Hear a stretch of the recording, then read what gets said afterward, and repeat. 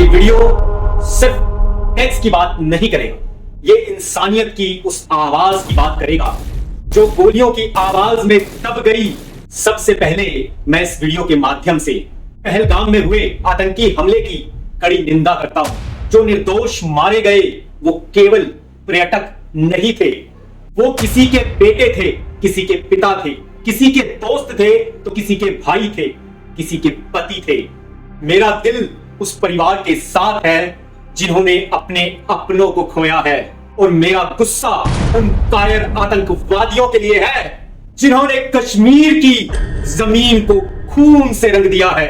जब गोलियों की आवाज में जीएसटी रिटर्न की तारीख हो गई, यहां पर जीएसटी के section 168A of CGST act की असली ताकत समझाता हूं आपको।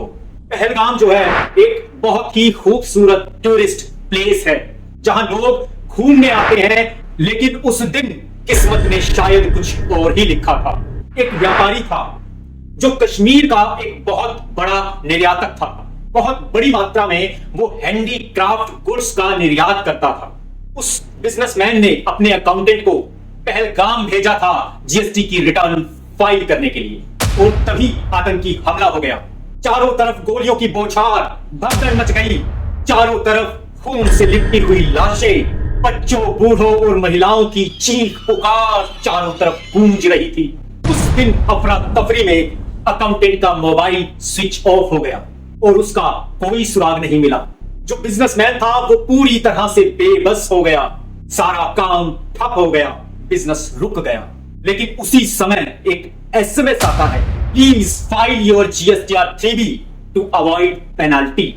सिस्टम को नहीं पता कि अकाउंटेंट जिंदा है या नहीं, और यहीं पर आता है जीएसटी का section 168A of CGST act.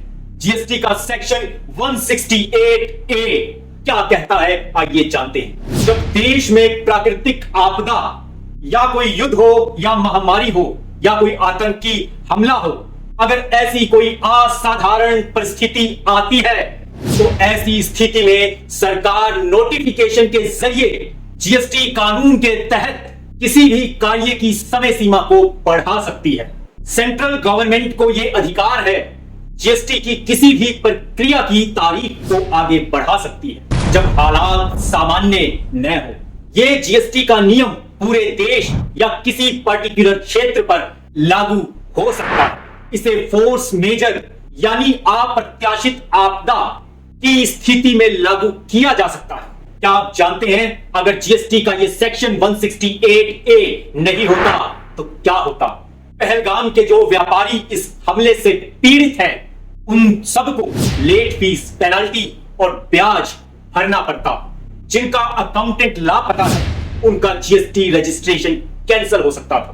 सरकार के पास कानूनी रूप से मदद करने की कोई शक्ति नहीं होती। अब बात करते हैं कानून की इस धारा 168A की ताकत के बारे में।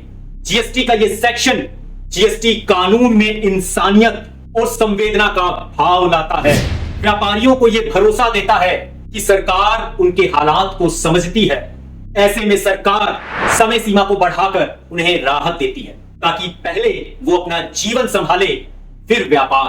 अगर हम बात करें कोविड-19 की, उस समय भी सेक्शन 168A के तहत कई रिटर्न्स की तारीख आगे बढ़ाई गई थी। असम में जब बाढ़ आई थी तो कुछ जिलों में GSTR 3B की डेडलाइन को भी बढ़ाया गया था। आज अगर पहलगाम के लिए ऐसा कोई नोटिफिकेशन आता है तो ऐसा सिर्फ और सिर्फ जीएसटी के सेक्शन 168A के तहत ही मुमकिन होगा। जब गोलियों की आवाज में इंसानियत करहा रही होती है, ऐसे में जीएसटी नोटिस सिर्फ एक कागज नहीं, एक बोझ बन जाता है।